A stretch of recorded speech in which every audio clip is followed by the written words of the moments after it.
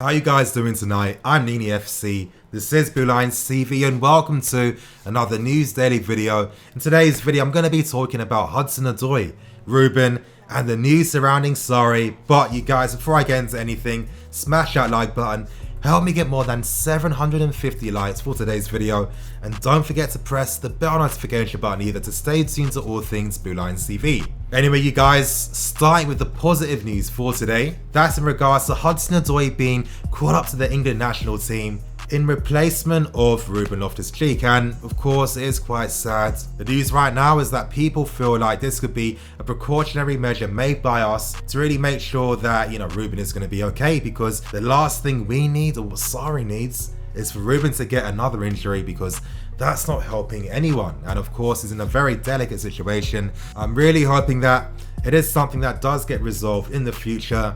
It would be really frustrating if Ruben's game was really affected by his really tough back injuries from what it seems like.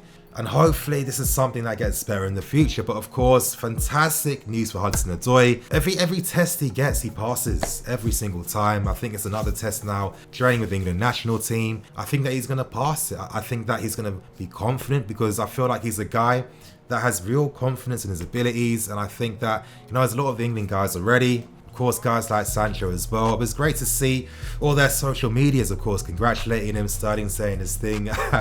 What Sterling said was pretty funny, talking about how, how is this guy getting an England call up when he's not even verified on Twitter, which is pretty funny. But again, Hudson Odoi is an exceptional talent. Everyone in the England setup knows that, and that's one of the main reasons why he was picked to join the squad over guys like Maddison. And in my opinion, that's the right call, because I feel like now England have to really think about the future, safeguard that. And I like this strategy where they're really looking towards the young English players to get them involved from an early age, and hopefully they're going to be the ones in the future representing us in national tournaments. But of course, Hudson Odoi, I'm hoping he's going to do well. I think we're all hoping that Southgate is going to give him some minutes. I think that with a player of Hudson Odoi's dimensions, his ability to beat anyone one-on-one, pace, very good decision making in the final third as well, has a goal threat. In my opinion, there's no difference between him and Sancho. I think maybe Hudson Odoi might be a little bit better, in my opinion, because I feel like he's someone that's going to win you a game more than Sancho, even though they're both fantastic players. Let's not get that twisted, But I think that if he did get the opportunity to play, Hudson Odoi is going to do his thing, because he's a great player, and I'm loving that his career is really on the rise right now. Of course, in that sense, he's quite fortunate that Sarri is a manager. I personally feel like if it was Mourinho or Conte still around, I don't think Hudson Odoi is being considered, and I think he might be on learning the championship right now from how those guys used to be. But Hudson Odoi, man, congratulations. Of course, I'm going to be looking forward to the England games, hoping that you're going to play, so good luck for that.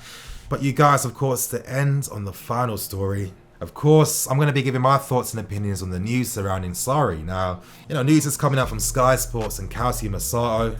Sky Sports, make of it what you will. But there's talks that Chelsea are considering letting Sarri go during the international break, and possibly having Steve Holland come in. Now, you guys, you would know that I was the first person to break the story that we were interested in Steve Holland being an interim manager in place of Sarri. And I've given my thoughts and opinions in many videos. There'll be links in the cards above. But for me, I think that would be the wrong call. I really do. And I feel quite frustrated, because I feel like everyone's trying to condense the whole discussion right now and all the issues with the club right now into really simplistic black and white talking points. When for me, I think everything's really great, because of course Sarri can be critiqued. I critique him all the time. I've done how many videos on things like lack of rotation and lineups and etc. etc. I mean, I've done that so many times. I've spoken about doing plan Bs as well. But whenever I make any criticism, I can then make that same criticism to other people in the club as well. And for me, this is why I can never put the sole blame on Sarri, because I really feel like he underestimated just how hard this job was going to be. From times when he's talking about Barkley and Alonso in very high praise, we haven't heard that for a long time. He knows that the quality of the guys isn't as good, and this is why, as I've been reporting to you guys all the time, there's been so much talk of transfers every single time.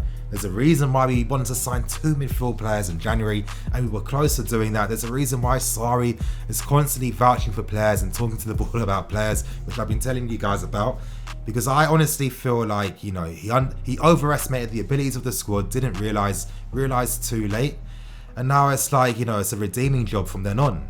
But even then, when it comes to Sarri, is it the right move for us to let him go right now? Yeah, we're not in the top 4 position right now, but it's not as if we're 10 points behind. There's like a handful of points separating 3 or 4 teams from that top 4 position. So is he really that far behind where the squad is supposed to be? I'm not too sure, in my opinion. We're doing very well in the Europa League. Is it really fair to press the panic button right now without really giving him a fair chance and opportunity to turn things around, or give him that time to really let us know what he's about? I feel like there are things that Sarri hasn't gotten. And I think that, with the news in regards to Hudson Odoi getting an England call-up, of course there's a reason why Southgate constantly picks these young guys. And why is that? Well, that's because the FA have given him the confidence to turn towards youth players and use them. They haven't put any pressures on him to have to win tournaments every single year or get the maximum amount of points. The FA, after all these years of England underperforming in international tournaments, finally realised that we have to play the long game, we have to be patient, we need a philosophy for the national team. And that was one of the main reasons as to why Southgate was picked to be the manager for the England team, because he's worked throughout the entire England setup, so he understands everything.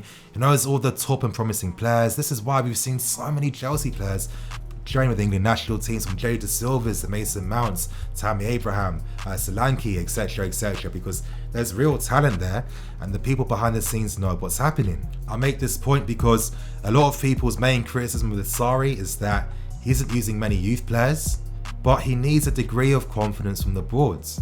I really analyse what we're trying to demand from Sarri right now. We want to see young players playing, but we also want him to qualify for the Champions League as well, and his job's on the line on top of that.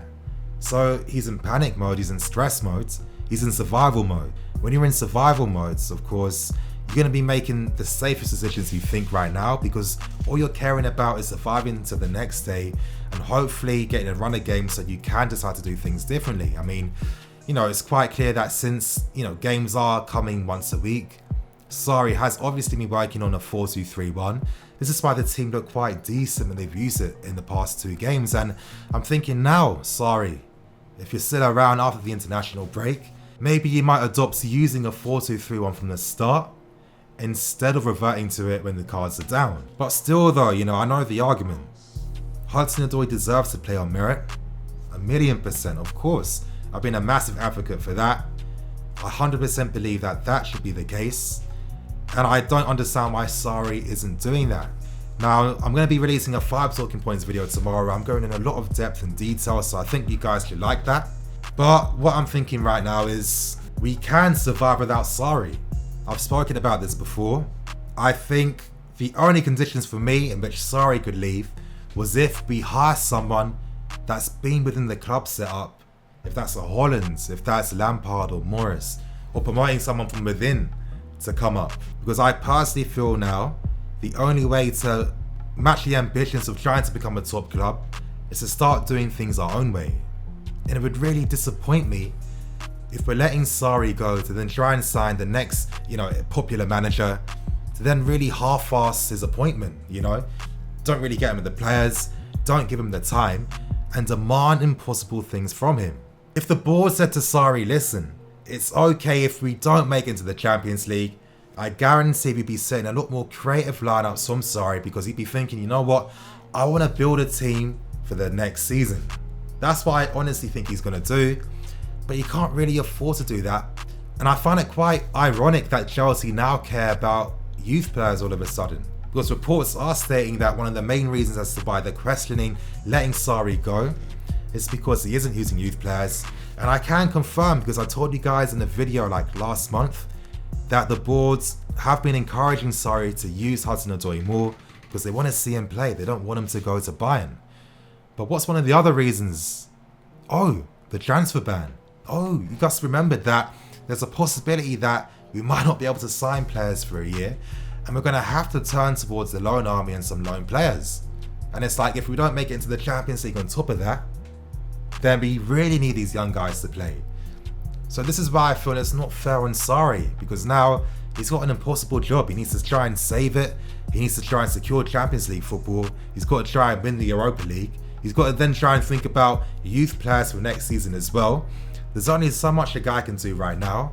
And all it has to take is for the board to come out and show support for Sarri. But they haven't done that once. And it's obviously quite telling, because I've been reporting on it and so many reports have come out that we are considering letting Sarri go. It's a typical sign of us repeating the same pattern time and time again. And honestly, Sarri wasn't the real issue.